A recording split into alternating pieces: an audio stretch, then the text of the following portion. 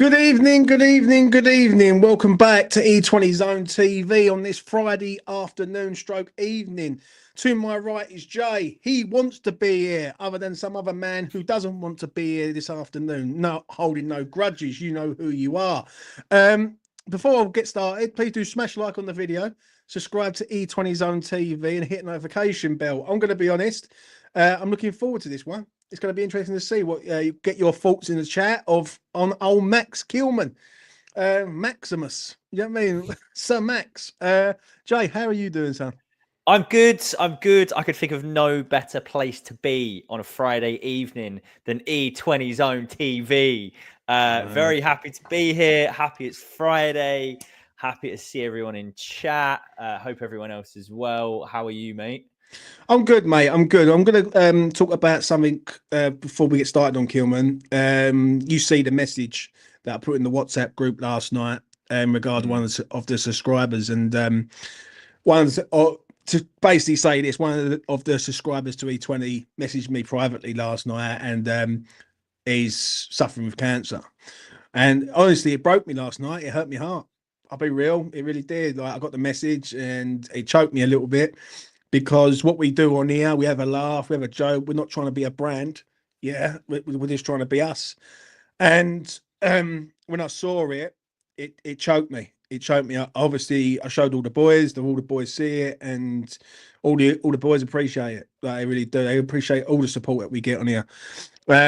Shout out to that man. I know who he is. I'm not going to name him, but he's going through hard times at the minute. We're all with you, mate. I say this quite openly on E20.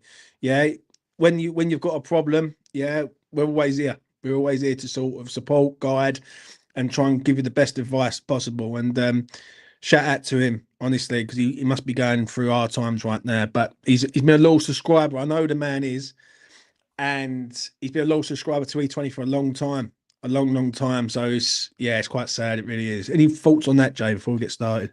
Yeah, just like touching that. It's always nice to hear people in the community that like reach out and like even like come and say hello to us at games. Lucas and I have had it, and it's nice to know that if there's anything that we can do, like just give people a little bit of normality. Well, I say normality. I don't know if this channel's the most normal place to be, but if we can do anything to make anyone's days better or make anyone happier anyway, then we're delighted to do it. So I recognized the name straight away from being in chat and stuff. So yeah. Hope that guy feels better, and we're sending all of our best wishes to you. So Yeah, I completely agree, mate. Shout out to you, mate, wherever you are. We're all with you. Let's get started with this. Max Kilman arrived from Wolves last season. Let's start with this one. Has Max lived up to expectations this season, Jay, for you? Oh, difficult one, isn't it? He obviously arrived was he our first signing? I think it was our first signing in summer. In what was billed as a big rebuild, and we obviously didn't start brilliantly defensively, and we've only recently started to find a little bit of solidity. I would say he probably has lived up to expectation for me. In terms of the player that we got, I go back to a conversation I had with a friend of mine who's a Wolves fan. And he was absolutely delighted with the fee that they got for him, which we'll come to later on. But he did also say, whilst he's a good defender, he's not a great leader. And you can see it from his personality and from the way he conducts himself in interviews and the way he conducts himself on the pitch as well. That whilst he's a good defender, the only thing that did surprise me is how good he is on the ball as well, by the way, which we'll come to. He needs that breakout moment, I feel he needs that moment where, when we've been bereft of leadership a lot of the time, he steps up and he goes, all right, I'll be the guy. And we saw glimpses of it. I can't remember the game the other day, but it was recently where he played at the center of the back three and he was dropping in, he was sweeping, he was throwing himself about, he's making last-ditch challenges. He was absolutely fantastic. And that's the kind of play that we've seen in patches this season. So I wouldn't say that he's been an absolute revelation at West Ham, but I'd say he's met expectations personally. What do you reckon? When we signed him, I was like, what's going on? I'll be real. I was like, sure, there's better defenders out there. he comes into a side where he's had a mixed bag season with defensive partners. When you've got Mavropanos again next to you, you're going to have problems. Do you know what I'm saying? And with Todibo in and out consistently, he's had multiple partners this year. Do you know what I mean? He's had Cresswell back there, and Max at one stage was the only fit defender we had, if I remember rightly. One of them was suspended and the other one was out, and we was going with like wing back or full backs at centre half. I like his attitude. I think he's done well. I think he's done very, very well this season. I think he's done well in a way that gives me confidence moving forward. I think you get a proper defensive backline with this geezer, then you are looking at a lot of positives. Do you know what I'm saying? Has he met my expectations? I believe so. I really do. I think he's been excellent, and I can't really question him any more than that. But are you surprised though with the expectations that he's give to a point, Jay? I don't know about like surprised. He's another one of these players that gets a bit of a hard time from areas of our fan base. And I see some stuff in chat. It's interesting to see people's opinions in chat. Yeah. Do get them in and do get any questions or thoughts in as well. But there's areas of people. This is a really interesting comment. Thank you, Tony, for putting your opinion in. Ordered a real expensive steak, and when it arrived, it was dry and lacked class. Phil, we got done on this one, lads. And that's an interesting one, right? Because if you ordered a really expensive steak, but you got like a top quality like burger, right? A really, really good burger, you'd go, this is good scran, you know, this is proper good scran. But at the same time, it's not quite the super expensive steak. And when you contextualize it with the price tag that we paid, I would say that's probably like fair. In the feeling that we got done in terms of the price, which again, we'll save that conversation for a little bit. But in terms of his qualities and in terms of what he's brought to the team, I think he's kind of done what was needed of him. Like you say, he's had a really, really difficult hand to play this season. Like you say, we thought we were getting a dream centre-back pairing of Premier League experience combined with an up-and-coming, exciting, like younger centre-back. Younger, he's only a couple of years younger, but still. He got injured. We had Mavropanos like trying his best to give away goals every week, and then he ended up playing with fullbacks next to him, and he still got on with it. He's got his head down, and I think he's done really well. I'm a little bit, I say disappointed. He's not really provided much of a threat aerially from attacking corners and attacking set pieces or anything.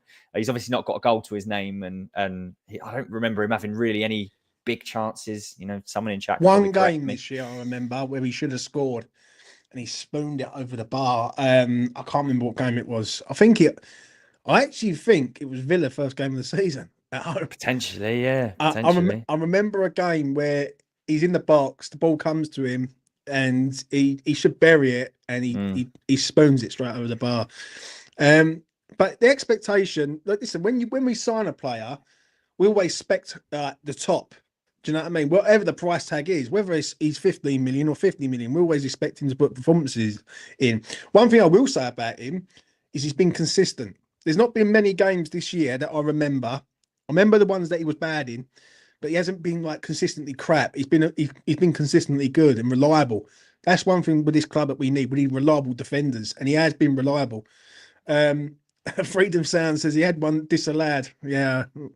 I remember that. Potentially. I can't remember it personally. I was either on the beers or it was a game where we got stuffed and I tried to repress it. So yeah, I can't remember personally. But to round up on expectation, I think he's met my expectation this year. I expected a £40 million player. We got a £40 million player, and I think next season, which we're going to come on to in a minute, we're going to see how good he could be. So, how good will Max Kilman be with a stable defence next season, Jay? I think he'd be good. I think the back three that we've been playing has been settling. It's been getting better, and it's been improving game on game. And I know there's a lot of criticisms at the moment about the style of play and stuff like that. That's fine. That's good. It's going to get that kind of criticism at the moment. Like when we look at the personnel, Kilman and Todibo will be hopefully the future of West Ham. And they're improving. Even Todibo, I know we're not talking necessarily about Todibo, but he's improving as well. And if the pair of them can start getting better and better, which they have been, and we can combine it with another good quality centre-back, if you can get like a rock, like a younger Craig Dawson kind of player to play as that central centre-back, Kilman at the left centre-back, Todibo at right centre-back, I really like how that sounds. That sounds solid. and you've got wider centre backs who can play. So Yeah. I expect him to do really well next season. I remember at the start of the season, I predicted he would get an England call this season. He's obviously fallen short. Who could have predicted Dan Burn would get in? Thoroughly deserved, to be fair, but still. Maybe you'll get an outside chance of like the July friendlies. I think there's friendlies there, but probably not. So I hope he does it next season. I think he's got the credentials, but he still needs to step up to the next level. Comes to this. Shout out to Colin. What a man. Shout out, Colin. James, mate, how are you doing? I'm sorry to hear about the sad news about one of the subscribers, mate. I'm doing fine myself, but a bit tired, but happy. Keep up the good work with this show. Sorry I missed the earlier shows. Been busy. No worries, Colin. Thank you very much, mate. Really do appreciate it. It goes towards making this channel as best I can make it. Do you know what I mean? Because it's very, very hard out there. Any super chat is always appreciated on E20 Zone TV. Just quickly on Colin as well. Shout out him, a great member of this community who is a carer and devotes his life to looking after someone else. So fair play, Colin. What a guy. What a top guy. Yeah, shout out to Colin. For me, next season with Max Kilman, I think could be very, very good. Extremely good. I think if you get Todibo, Kilman and one more defender, like a Todibo 2.0, who's actually fit, that would help. If we can get a back three of solid centre halves, then I think we'd be fine. Yeah, I don't agree. You know how I feel about the back three, back five situation. I don't like it. I simply don't like it. And it bugs me. But if we're going to use it, we're going to have to use it to our advantage. And we're going to have to always try and make ourselves better in whatever system that we're playing. Do you know what I'm saying? And I think Max could be very, very good. I think he's got the manager or the head coach to help him with that. I think Graham Potter will look at him like a Lewis Dunk. Yeah, when Lewis Dunk was at Brighton, right, how he worked with him, and Lewis Dunk got a call up to the England side. I think that could work with Kilman. I look at Kilman and I like the way how he's good on the ball. He comes out. He doesn't give you no stress. Right, that's one thing that we've had over the years is stressful defenders. Do you know what I mean? We all go back to Roger Johnson and people like that who used to give us nightmares. But Max doesn't really give us no stress. So I don't know. Right, let me know what you think in the chat. Let me know what you are always saying. Do you know what I'm saying? But for me, I think with Potter there, yeah, and this thing with Potter at the minute, with people a bit umming and ahhing about him, yeah, I think people just need to say, right, let this season go because it's dead. Next season, you can give a full assessment, right? And only judge him game by game this season. You can't judge a geezer fucking 10 games because we're going to be like Watford. Yeah, this is the thing. I've been saying this for weeks now, and like people who are already getting on the manager's back, like you've got to chill. You've got to chill because otherwise we could end up changing manager again and starting again with a new philosophy in the summer. Then you'll get fed up with him 6 games in, and then we got to get rid of him and start again. And suddenly you're having like 3 different managers every season. Like I didn't sign up for that. And we don't sack managers as well. Obviously, like not only a Sullivan thing, that's a West Ham thing. Like we've got very few managers in the history of a club that's 125 years old. So like people are going to have to like chill a little bit and wait for the vision to actually take shape.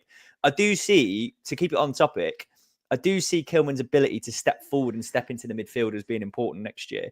When we drop, or what I imagine will be when we drop one of the midfielders for a more attacking player and do the 3-4-2-1, having centre backs that can pick the ball up and step forward with it and drive to basically sit in the middle of midfield next season when we're on the ball is going to be super important. And I think his ability to do that goes unnoticed. Some of the like mazy runs he's made this season, straight like through I go back to Crystal Palace early in the season at Selhurst Park. That assist was unbelievable. He drove through and found Bowen, and he's done that a couple of times. They haven't resulted in assists, but he's been fantastic. So yeah, I think that's going to be really important. You saying about Crystal Palace away, I remember the Crystal Palace home game where it's probably one of that game and Arsenal at home were 2 of the worst performances that I've seen Kilman play all season. I thought he got absolutely like bullied by the Crystal Palace centre forward. Against Arsenal, he was just run ragged more than anything. Do you know what I'm saying? And I just look at him and I think if you can get good players around him, then you've got a good player. You've just got a good player. Do you know what I'm saying? And and the thing is, yeah, did we pay a lot of money for him? Yes, we did. Yeah, did we overdo it? Yes, we did. But if this geezer's here for the next 5 years, who gives a fuck? Do you know what I'm saying? Who really cares? Do you know what I mean? If we pay 40 million, like It's when you pay 40 million out for a player and it doesn't work out after a year. That's when you've got to have the ump. Do you know what I'm saying? But if we can keep this geezer here for the next 5 years, I think it's a good signing. It's a long-term strategy to a defensive problem. Now, the same thing applies with Tadibo. Now, I'm going to put this to you before we move on to the final sort of bullet point. Who is better, Tadibo or Kilman? Who's more? Who would you say is more consistent? Christ, that's a really difficult question because there's slightly different types of players. I would say Tadibo just keeps improving. Like Tadibo, when he first started, didn't look anywhere near ready for Premier League football. He looked shaky. He looked like Bambi on ice, didn't he? He looked all over the place those first few games. But he's got better and better and better. He's got more confident. He's got stronger. He's got fitter. If we can keep him fit, I still genuinely think we've got a top defender on our hands in Tadibo. And like he's another one that 40 million price tag, when he was injured and he was having fights with Lopetegui, everyone was going, Jesus Christ, we've paid a lot for a dud here. But again, he's one of those. The same with Kilman. You've just got to sit tight and like let them get used to playing for West Ham, where, like, let's be honest, the expectations are very, very high from the fan base. We expect 110%, and when Tadibo wasn't fit enough, he was getting pelters.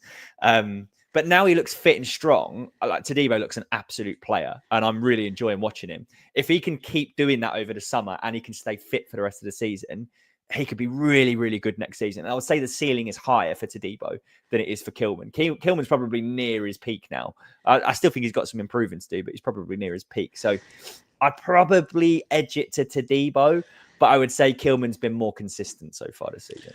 I'm going to say this. Kilman's more consistent. Kilman is more of a consistent player than Tadibo. Tadibo, for me, this season is a bit of a write-off for me. I think he's been good in moments this year, but fucking trying to get this geezer fit, it's been a nightmare. Yeah, it has been a genuine nightmare. Like, he'll come in for a game and he'll be out for a game. I think we won't know how good John Clare Tadibo is till next season. Yeah, and I'm going to do a video on it next week about Mr. Tadibo. I think he's a quality player, but I think Max this year has had to put up with a lot of shit, a hell of a lot of shit. He's been in defences with players who can't defend. Do you know what I mean? I always remember that Chelsea home game back in September, where I've never seen West Ham so unorganised, so out of position, everything all over the place. And it was like we've just got 11 geezers from the park, stuck him in Stratford and said, have a kick about against Chelsea. Do you know what I'm saying? I think Tadibo is a player that is going to go on to be a very, very, very good player for West Ham. I see people saying he's a Rolls Royce at the minute. He's a Robin Reliant at the minute for me. Like, he's a good player, but to be a Rolls Royce is you've got to be consistent all the time. Right? I need to see John Clare Tadibo putting in 8 out of 10 performances on the regular. That's what I need. Yeah. And there's been times before where he hasn't, and he hasn't even been able to get on the pitch, Jay. Do you know what I mean? And if you go, there's a photo. But before I move on to the next bullet point, there's a photo on Twitter of the game against Bournemouth in the League Cup game this season. When you see him there and you see him now, fuck me, he's had to work hard to get his weight down. Really? Like I mean, like the weight of the geezer, and you can see it in a photograph. Do you know what I'm saying? I'm thinking, like, this geezer hasn't been fit, and we've managed to sort of somehow get him to the standard that we need him to. And I just feel with Max, he's been there, seen it, done it. He's not, how can I put it? He's like, if he was like Max Kilmano from Colombia, everyone would be going mad, because he's Max Kilman. Like, you know, I've got to give him some praise because he's had to put up some crap. Really has. This is the thing. And ask yourself this, like, when we only had one fit defender and they had to play with fullbacks either side of him in a back three, who would you rather have, Kilman or Tadibo? I know.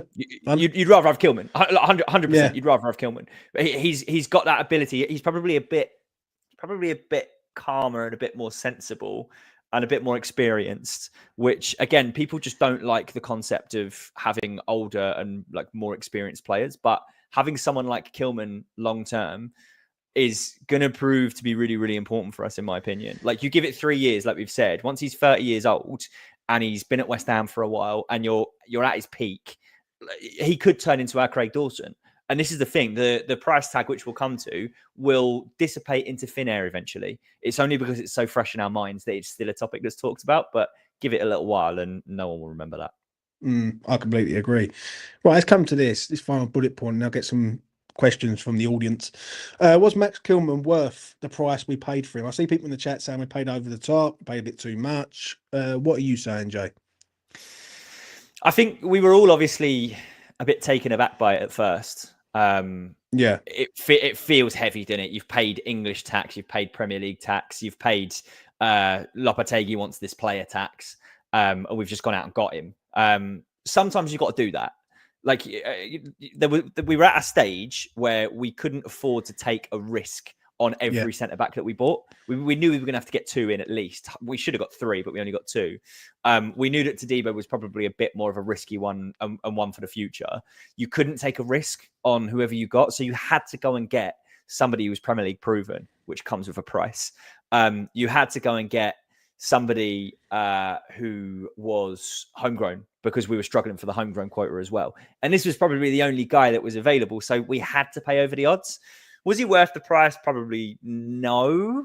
But at the same time, like, again, where he could kick onto and what he's done for us this season, like, he probably was. But, like, paying 40 mil for a centre-back who is like an English player who gives you, like, 6.8, 7 out of 10 every week is never going to feel like good value for money, is it? Like, that's the difficulty. So, yeah, yes and no is what I would say. I think if you pay £30 million for this man, I think it's a good signing. People would be raving about him, I would say. Yeah. If you pay 30 mil for him, it's a good signing. If you pay 35 mil for him, people are saying it's a good sign, but it's too much. I think the only reason why, and I remember it back in the summer, clear as day. I remember when it was mentioned about 40 mil, and I was like, this is too much for this geezer. Like, miles too much. And the only problem that we had with Max Kilman is there was 3 clubs involved in it. There was Wolves, West Ham, and Maidenhead. Oh, yeah. And Maidenhead needed that percentage, and Wolves weren't going to budge on the percentage. Do you know what I'm saying? So, did we pay over the top for him? Yeah. Did we need him? Absolutely. But when you look at our defensive structure, and you go through all the players that we've got currently on the books-ish at West Ham, Zuma, Aguerd, Mavropanos, Todibo, Kilman. Like, Kilman, for me, is a lot of money, but you pay for what you get. Now, the question is that £40 million well spent if he's here for 5 years? I think it is. I think for 5 years, you get this geezer here for the rest of his career, it's a good signing. I think the only time it ever goes bad in a 40 million or higher transfer for me is when it don't work out and you have to get rid of him after 18 months. That's when the problem comes around. Now, I see people saying about Botman, and Botman was over in France, but Botman's injured. He's injured consistently. Like, he's very rarely on the pitch, and it's best to have a player who's fit. Do you know what I'm saying? It would help. I'm going to get to Damien's question. Chuck your questions in the chat. It goes a long way. Question for the panel. Name 5 better left-footed centre-backs than Kilman. There's not many. Oh. There's not many left-footed centre-backs like in the Premier League. Not really, no. Not really. I'm struggling to even name one, mate. To even name one. It's hard. I got nothing. I got absolutely nothing. Yeah, I mean, you got Gabriel, you got other ones who are sort of top quality. The thing is, I think with Max, it all goes back to the price tag. That's what it does. It goes back to the price tag. If we sign him for 30 mil, people are not going mad. People, I'll be honest, people go 30 mil is about right. Because it's 40 mil, people look here and go a bit over the top. I watched him get destroyed by a single diagonal ball too many times. Yeah, but I'm not being funny or nothing. When you have got wankers around you, like, he can't do it on his own, can he?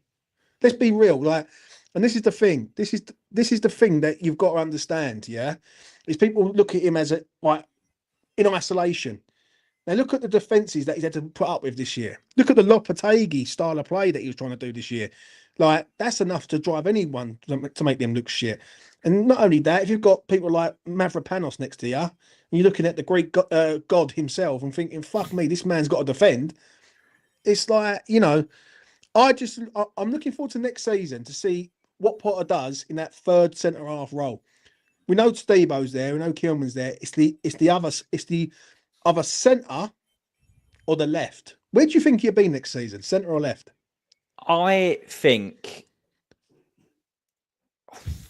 it depends. So, and I hope that we'll get to a stage. Sorry, I was away from my mic. I hope we'll get to the stage where we can play horses for courses, and we've got a squad that we can go, okay, well, we need a bit more creativity, or we need. Damien's going to go mental where I talk about the versatility of a 3-4-2-1 here, but where perhaps there's games where we do need to be a little bit more defensive, and we need to play 3 solid centre backs, and then play maybe like a Wan-Bissaka at right wing back and probably a Scarles at left wing back. And then there might be other games where hopefully we get Kyle Walker-Peters, and you could say, right, stick Todibo at left centre back, Kilman centre back, Wan-Bissaka at right centre back, Walker-Peters at right wing back, and Emerson at left wing back. And then you've got a slightly more attacking minded player in your defensive line. So I would hope that we could be a bit more versatile with it. But the key thing is, I think I'd be happier if we sign like a bruiser, like a Maguire Dawson style of defender who is your last man, who will just not let anyone through him. And that way you've got that versatility. You've got that different option. So let me put this to you. Now if Aguerd comes back, do you go with that back 3 if he wants to be here? I don't hate it. I think we briefly discussed this topic, and I'm happy to talk about it again because it's an interesting one, and you got to think about how often can you get hold of a left-footed centre back. Damien's just asked the question there in chat, right? I couldn't name another left-footed. Off the top of my head, like put on the spot, I couldn't name another left-footed centre back. And there's been some good mentions. Cole was a good mention. Yeah, that's a really good shout. So when you get the opportunity to have a left-footed, like 2 left-footed centre backs in your squad, then you've got to look at it and say, you're right. The key thing has to be, does he actually want to be here? Has he got the right mindset? Has he got, like, because I read something recently that he wasn't interested. He wasn't interested in like coming back to West Ham. Sorry. So if he wants to come back to West Ham, then absolutely, like let's have a look at him and let's see if he can actually fit into that back 3. If he doesn't, then fine, move him on. I just want to stop you right there. Got a question here from old Chris. I mean, it's jealousy. Don't be jealous by it, son. Do you know what I mean? It's fine. Do you know what I mean? Be free, Chris. We all know that you're the king of this kind of sexuality. Do you know what I'm saying? So you come at me again, you little cunt. I will come up to Nottingham Forest and bad man slap you. You know what I'm saying? So there you go. Goodbye, Chris. Forest have one good season and their fucking fans get out of their box. Can't wait till they're battling relegation next year. It's going to be great. Tricky trees. Yeah. That cunt's in the forest watching them in the tricky trees, the prick. You know what I mean? Carry on, Jay. You were rudely interrupted by a wanker. Yeah.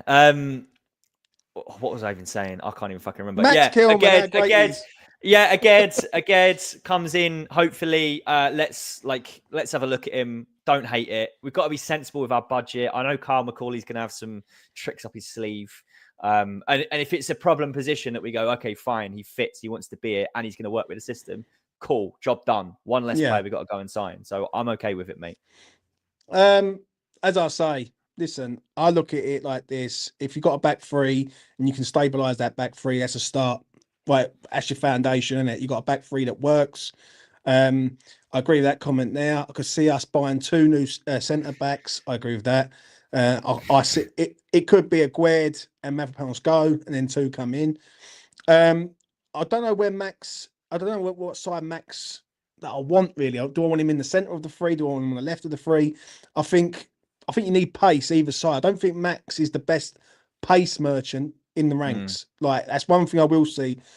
And Red 5 said it earlier on. He's not good at when the ball is over the top and he's running back. I agree with him on that.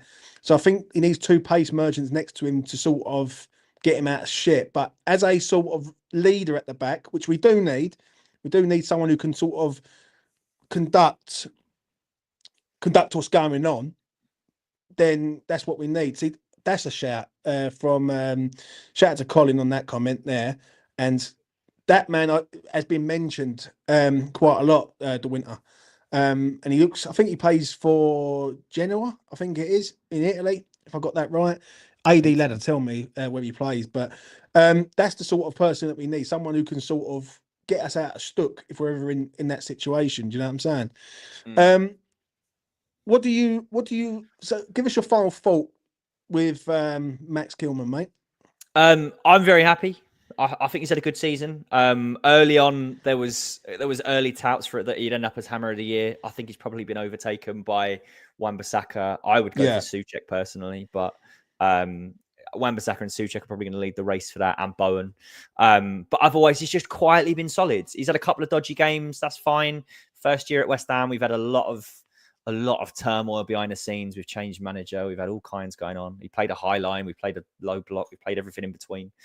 So I think he's had a good first season, and I expect him to improve again next year. Like you said, like one of the points was, once we get another good quality defender in, I'm confident that it will get better.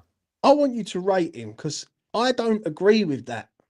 This comment here, I just don't. I just can't get on board with it, right? Has he been average? So if you're telling me he's been fucking average, then someone tell me what the other ones have been like in our defence. Because if he's average... I think I see what Chrissy James is saying. When we pushed up under Lopetegui, he got roasted. I agree, but I don't necessarily think that's his fault.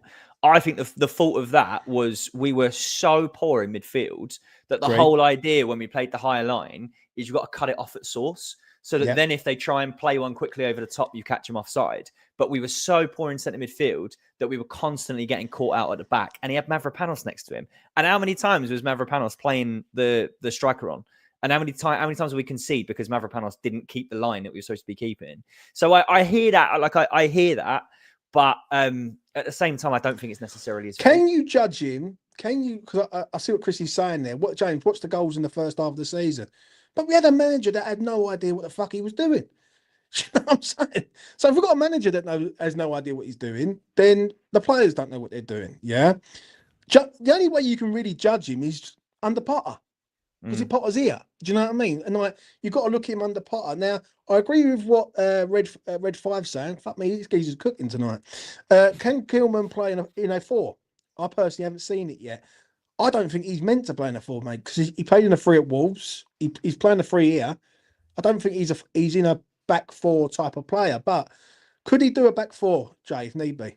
Yeah, I mean, he played in a back 4 for the first half of the season. I'm not going to say he set the world on fire, but he had some great games. There's a few games where he played really, really well. So I agree with you. He's definitely better in a back 5, but at the same time, he still had some good games in a back 4. I think people like to forget that he was our best defender for the first part of the season.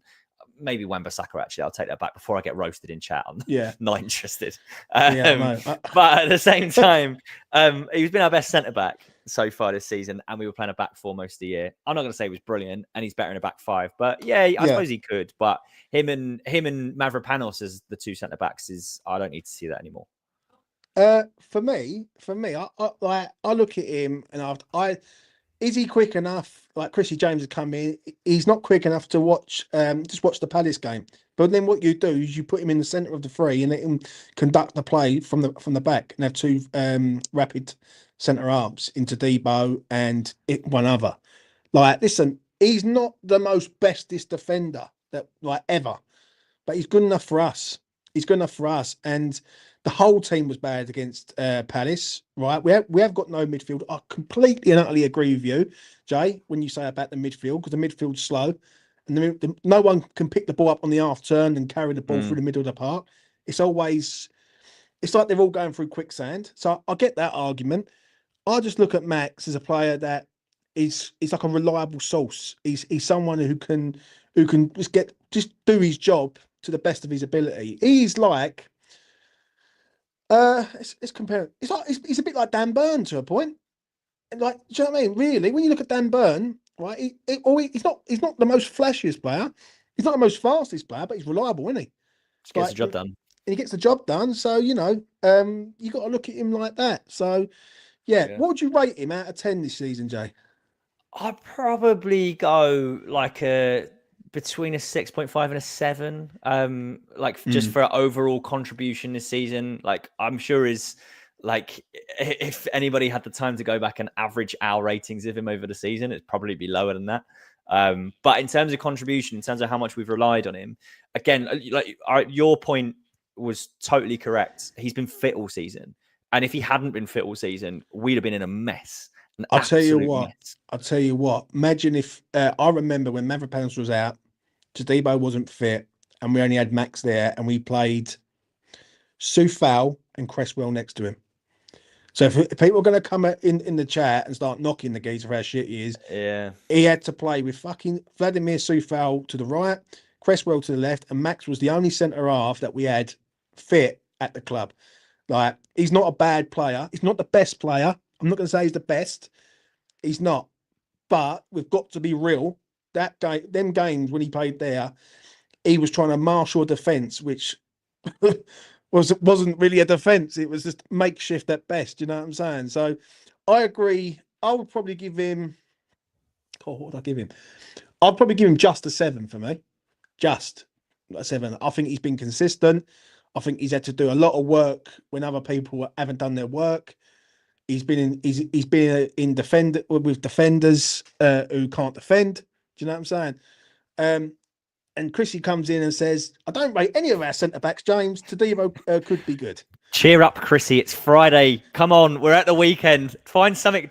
Like, Chrissy, post one thing that you're happy about with West Ham, please. I'm worried about you at this stage. Yeah, before we go, Chrissy, I need to know what you do rate him at. I need to know what you do rate him at. Like, because like I don't get it. I really don't. I think a 7 out of 10 is fair for him for this season. Not amazing. Has he been a good signing? Yeah. Right, because the other ones have been shit. That's the only decent thing Lopetegui done in the whole of his time here was give us Max Kilman. And the money side of it, you can look at it both ways. You can go, is it too much? Probably. But if he's here for 5 years and he's consistent over the next 5 years, I think that's money well spent, in my honest opinion. As we wait for Chrissy James to get back to us. Come on, boy. Yeah, come on, Chrissy. Any other business, Jay? Before we wait for Chrissy for a response for the positive? I gave a little shout out to anyone who, like me, threw on the Republic of Ireland against Bulgaria yesterday, just to get a look at Evan Ferguson, only to see that he didn't start. And then it comes on at 75 minutes, did exactly what he does for West Ham as they're trying to defend a lead, and he ran around for a bit and then was on the receiving end of one of the worst tackles I've ever seen. I saw the tackle. And that is a leg breaker, isn't it? I thought he was done. Yeah, I thought he was absolutely done, mate. When he hit the deck, I was like, wow, they have to scrape him up and put him in a bucket. Like he was like, I thought he was out. Yeah. And yeah, he's got up and he's carried on. So thank God for that. But right, yeah, Chrissy, fingers crossed to get some minutes. Chrissy went and made a cup of tea. Yeah. Right. So basically, I'm going to ask the question again, Chrissy. Name me 2 positives from Max Kilman this season. I want to hear 2 positives from Chrissy James before we make a move. So we were on the verge of sending out a wellness check for you, Chrissy. There's been so much misery coming from you in chat. We just want to make sure you're okay. Yeah, I just want to hear he's all right. That's all. Yeah. Nothing else. One thing I will say, I did see that challenge. I thought it made me it turned my guts a bit. Do you know what I mean? Because if it's a split second later, that's breaking his legs. Literally, like that's him out. And 100%. You know. It's one of them ones. And I was quite sickened, right? And what made it worse is the referee didn't even deem it as a foul. I don't think, did he? Someone said. Yeah, no, he did. He got a booking for it. But I thought it was a red, mate. I thought it was a horror challenge. It was an absolute horror challenge. Lincoln says, "What's your bets for the England game tonight?" Do you know what, mate? I'm not even interested in England tonight. Are you, Jay? I don't think I'll watch it. I don't know if anyone's been watching Severance. The finale of the show Severance is out today, and I'm going to go and sit down and watch that. If you're not watching it, it's on Apple TV or on any of your dodgy box suppliers. Go and watch it. It's brilliant. Yeah. Chrissy James says he's good at bringing the ball out. But so is Areola, but everyone wants him at the top. He's good at that. But I think he's done a bit more than that. Red 5 has come in. Yeah, I mean, he's got a good range of passing as well. Listen, I'll give him that. But I just feel like, the only way we're going to really know is if Max is here for another, say, two years. So if he's here 3 years, it's money well spent. Right? what's that? Something like 14 million a year, like, or 30 million a year. As good as it's worth having. Do you know what I mean? And obviously, we won't know till next season what happens with that back three, but you know, it is what it is. Any final words from you, Jay, before we make a move? International break's rubbish, isn't it? It's absolutely rubbish. Anyone who puts themselves through Tuchel's terrorism ball tonight, good luck to you. Hope England do well. I may, if Jared Bowen somehow gets a start tonight, I might switch it on for a bit. But if he doesn't start, I'll probably keep an eye on my phone until he comes on, and then switch it on when Bowen comes on. So fingers crossed, Jared gets an appearance. But otherwise, I'll tune back into football once West Ham are back. Yeah, I agree, mate. I agree. I just can't get on board with the England chat. I really can't. I look at it and I just find it always spoils. Every time there's like West Ham kick into gear, there's always a break. And I'm glad that there's a break now, because the West Ham community is a bit up and down at the minute, especially with Potter. So yeah, I am happy to have a break with it, do these sort of videos, and live a nice, quiet life. I will say that. Before I make a move, please do smash a like on the video. Subscribe to E20 Zone TV and hit notification bell. Smash a like on the video, people. It goes a long way. It gets the video out there. Done this video with Max Kilman. I'm going to do one with John Clare to Debo next week, giving you all my good and bad points. I think we discussed a few of them on here tonight. But Lincoln's gone with Bowen to score then. Shout out Lincoln as well for the kind words about the Kudus debate. I got some pelters in the comments of that. I saw them. Appreciate your opinions on that. But thank you for the kind words, Lincoln. I needed that pick me up after my stinker that I apparently dropped on the Kudus video. I know, mate. I know. Red 5 said I use it to sleep to. I think he means England and not E20 Zone TV. If he does, what the fuck is he doing here? Having a nap, probably. He's having a kip. Do you know what I mean? So there you go. And yeah, listen, it is what it is, but we will see what happens in the future. But for me, final words with Max Kilman, it's been a good signing. I'll be honest, he has been a good signing. And for £40 million, was it a bit too much? Absolutely. It was way too much to a point. I think another 10 million. I think it's 10 million too much. I think 30 million, I think we get him. 40 million, I think they pulled their pants down a little bit. But when you've got 3 clubs involved, and one of them clubs, it's a non-league side that is looking at their 5 million, I think they was going to get. Wolves ain't going to budge on that. Do you know what I mean? And Wolves ain't going to do us no favours. So we paid over the odds for him. But I think the only way his value will be looked at is at the end of his time at West Ham. So if he's here for another 3-4 years, I think it's money well spent. And it's a long-term signing. He's only 27 years old and all. He's not that old. So he could go on for another 5 years at West Ham. And I think he's money well spent. So hopefully we'll see how good he is next season with a stable side and a stable manager. I think this season you can judge him on the start of the season with Lopetegui, but Lopetegui's no longer here. The best way of judging Max Kilman for me personally is to see what he's like under Potter. And I think under Potter he's been okay. I think he's been pretty reliable to a point, and he's been coming out and ended up in mad spaces. I'm not going to lie.